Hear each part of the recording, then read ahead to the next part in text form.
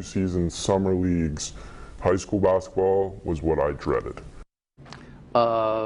Interesting journalistic techniques being applied to learning more about what victims of the naked fat testing feel. This is the Aaron Thomas basketball North Kingstown story.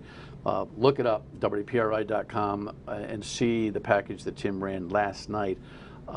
We only have a couple of minutes. Yeah. The summary of the new news on this story is? Well, look, we have 5 former North Kingstown high school students whose ages ranged two decades, which tells you, how long this testing has been going on.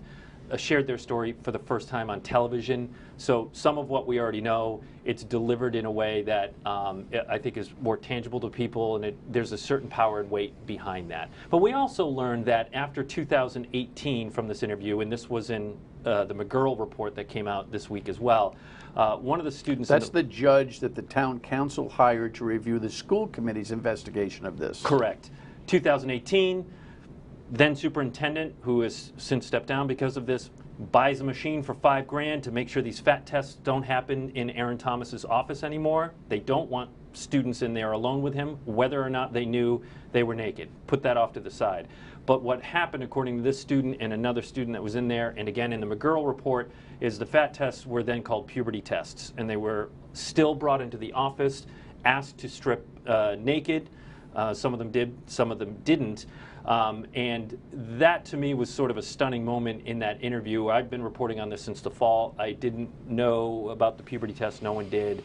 And I think that adds another wrinkle to it. Certainly, I'm sure something the Attorney General's office is going to examine as part of their investigation. And Aaron Thomas, we should say, has denied wrongdoing multiple times through his attorney. He has not been charged. Well, listen, fascinating stuff. I am looking forward to seeing it.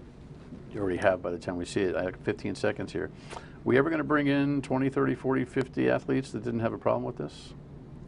If we, if they want to talk about it. But Dan, 3 independent reports say this was wrong. Oh, there's no doubt that it was, that the behavior is like, what?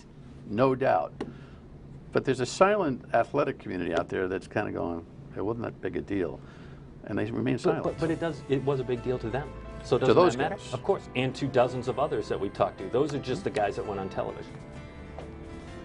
So you can't dismiss that just because there might be 20, 30 guys who say, I was cool with it. Agreed. Okay. Well, final word when we come back.